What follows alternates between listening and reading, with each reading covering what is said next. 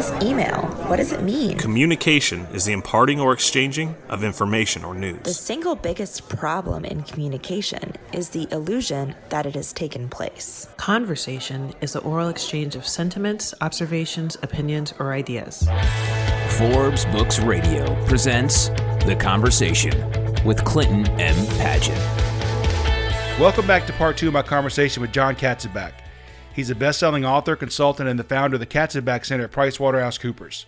Jon, in part one, we did a deep dive into your book, The Wisdom of Teams, which was published back in 1992.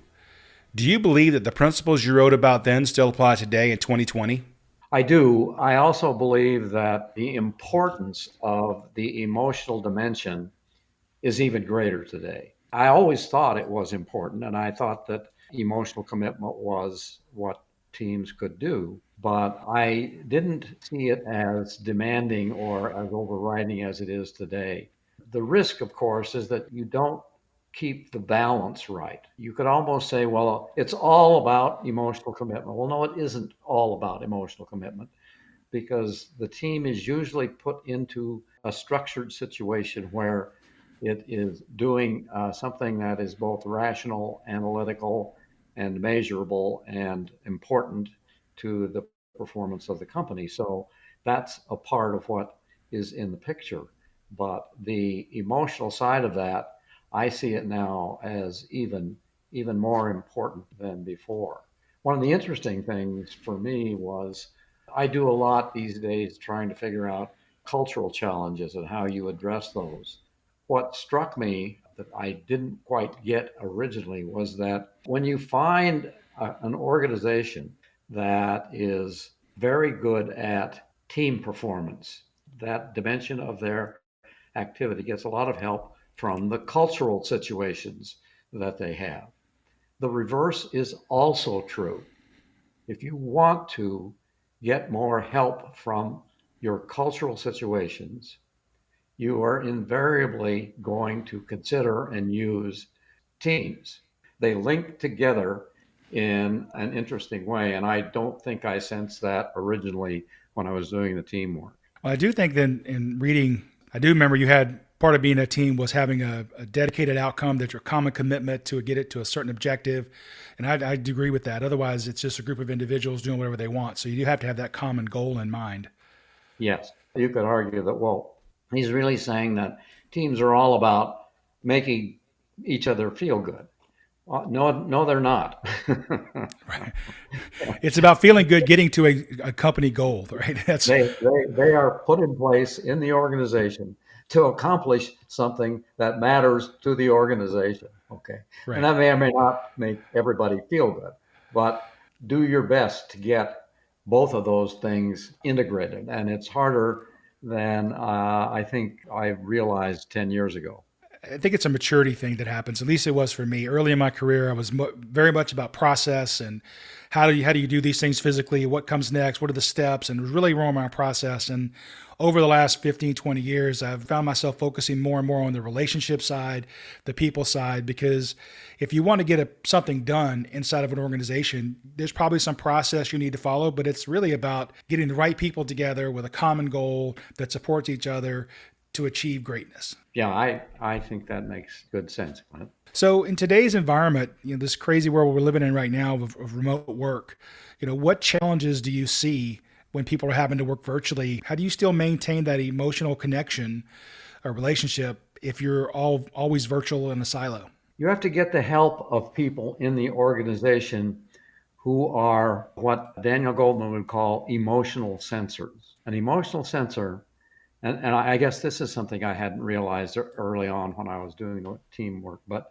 an emotional sensor is someone who is instinctively more in tune with people's feelings. They are sensors of feelings. I don't go into either cultural challenge or organizational challenge anymore very much without making sure I have found a way to connect with and learn from these emotional sensors.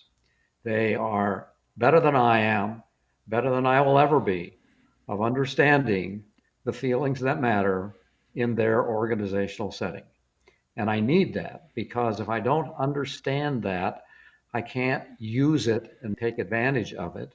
And I don't have it just by virtue of my intelligence and past experience. I have to get an emotional sensor.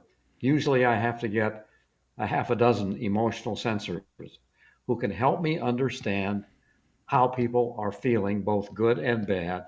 What are some of the things that are causing those feelings?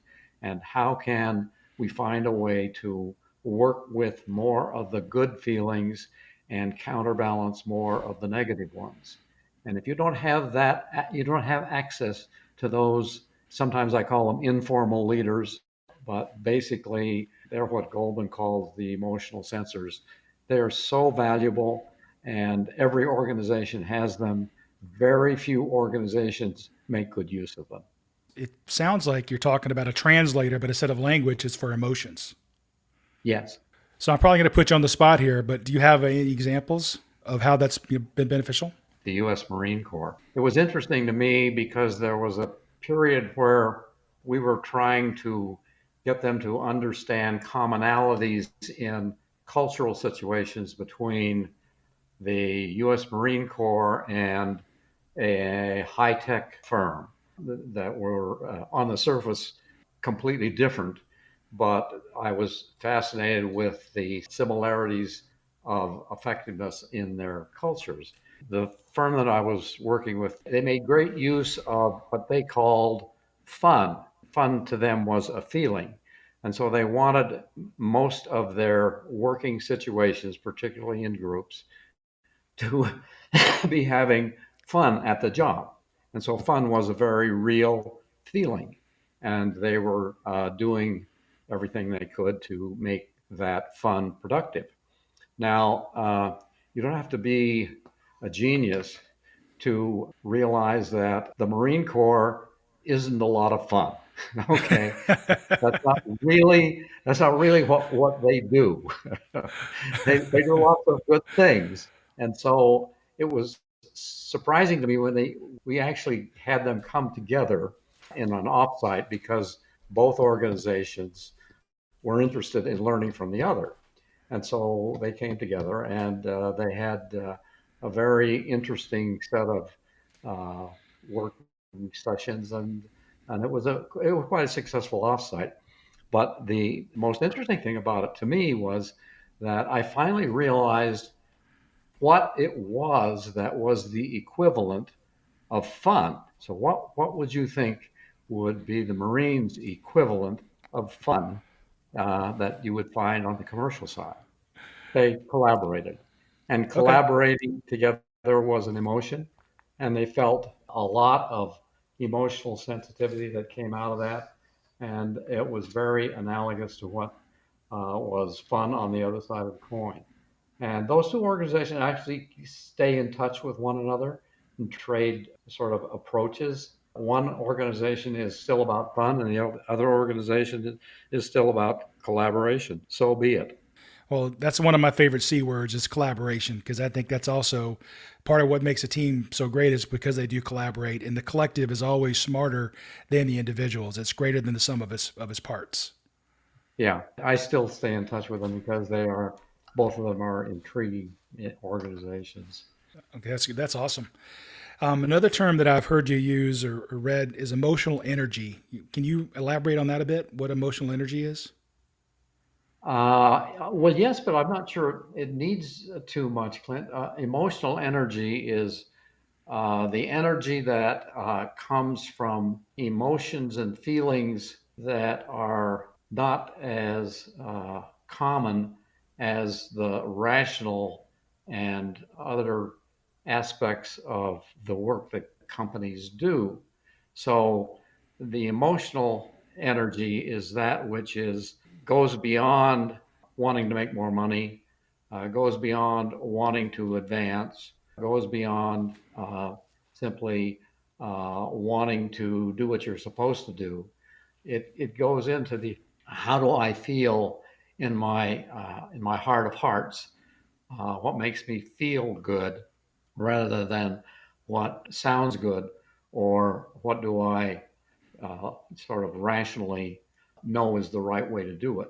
So it's that emotional sense. It doesn't often fall into the way in which we are driving our activities. Data driven isn't naturally emotionally energizing. Something that is monetarily impressive isn't naturally energizing. It doesn't go into the rational computing in your brain. It goes into how you're feeling about what you're doing in terms of in your gut. Well, if the way you feel about the work that you have to get is so important, the work itself is so important to the way you feel about it, at least. How do business leaders facilitate that and foster that? What can they do as a leader in the organization to enable that? You start by making sure you find a half a dozen of these emotional sensors and let them help you understand what's going on now, what are the feelings that seem to dominate our workplace, what are the good feelings, what are the bad feelings, and then what can we do about taking advantage of the good ones and counterbalancing the bad ones.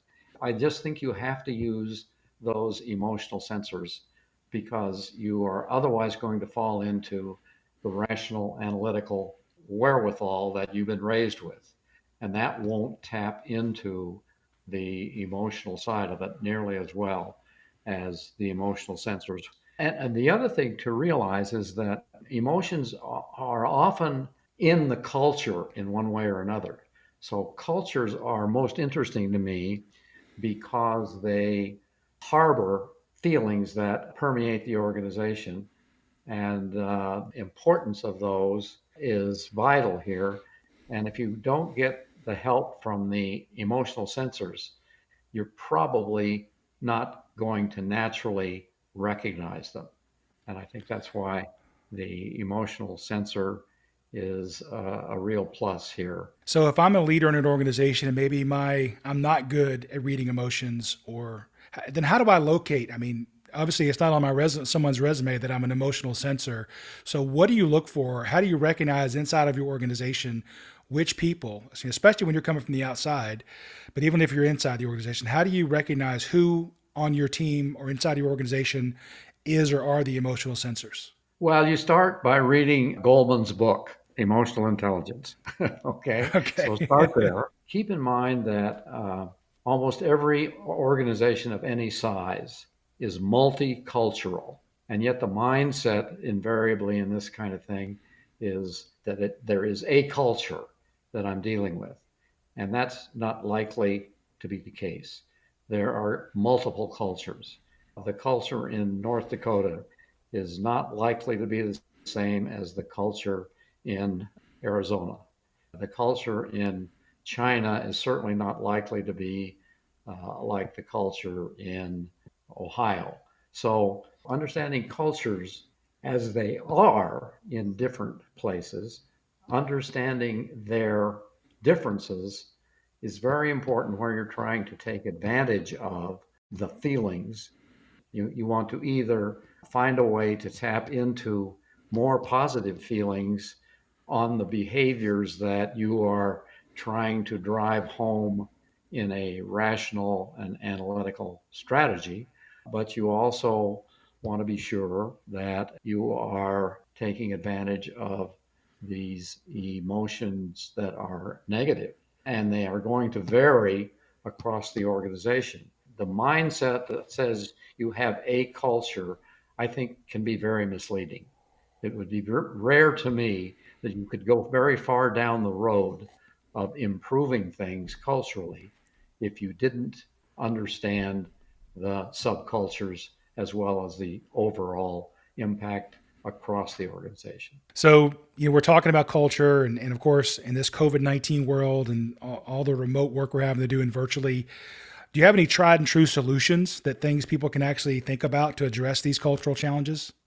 I think there's an example of our senior partner, Tim Ryan, did two or three things that we would not have expected from most CEOs when he was trying to get people to adjust and feel a bit more comfortable in the world that we're in today.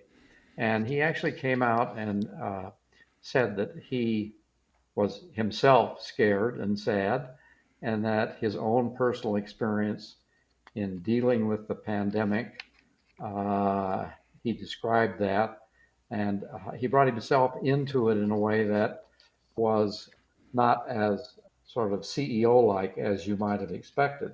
He got to the point of taking action that would have not been typical. And I think the one thing that came through is that it's more important what people up in the upper ranks of the organization, it's more important what they do differently than what they say. And so in all of this, I think, trying to find a way to actually do something that people will say, gee, I didn't think he would do something like that. Maybe he's really more serious about this than we realize. So it's a case of saying, okay, find something that is a improvement opportunity of either energizing with emotions or counterbalancing behaviors that were getting in the way. It's really a case of starting small, using sources like the informal leaders, getting ways to begin doing things that are different and that will be seen as different. So this notion of we want to tap into emotions that are not being used. We want to be able to counterbalance emotions that are negative and are getting in the way. We want to use the resources of people who can help us understand the impact on these, and we want to get going in small areas, and then I think you'll find that the road will open up for you. And it's not like there are common things that are done across every organization. It's that you find a way to tap into your situation. You find a way to understand the feelings, both good and bad, and you find a way within your organization to try out these new ideas in a way that will give you room to both learn more and build more. It isn't like Google has the answer. Google doesn't have the answer for all of us. Google has the answer for Google. Okay, we need to find an answer that works for us. You mean software isn't the answer to every problem? Come on, man. I thought it was. We need people. Yeah, but not the same software. No, agreed. So it sounds like if I take a little liberties here with what you just said about the CEO, I've had the privilege of interviewing recently a couple people who come to mind. One is Keith Ferrazzi, who has a new book, and then also Joseph Grenny, who has many books. We were talking about crucial conversations, and the word that came to mind as you were relating the CEO, opening up a bit, was vulnerability. And growing up vulnerable to me meant weak, and was not a good term. But I think today it's okay to recognize we have emotions and share that with our teams. People need to know that I'm not just a stoic leader, that I actually do care and I do see what's going on in the world. Yeah, I also think that you're going down a road that's uniquely road in that organization. You don't get carried away with what others are doing before you understand what is working and not working in your own situation. And keep in mind that the subcultures are sometimes similar but not identical. And you need to understand that emotional dimension, and it just opens up different ways to move. Well, I could keep going on for hours, but I want to be respectful of your time. So, Jon, thank you so much for being here today. I really enjoyed talking with you about teams and culture, especially in this crazy world we're living in today. If people want to get in touch with you or learn more about what they can do with you, how can they do that? You can find us through the Katzenbach Center at Pricewaterhouse. So, Jon, thanks so much for the conversation. Sure. Enjoyed it, Clint. Thanks for listening to The Conversation with Clinton M. Padgett. To find out more about Clint, go to projectsuccess.com or pick up Clint's book, The Project Success Method, at amazon.com. This has been a production of Forbes Books Radio.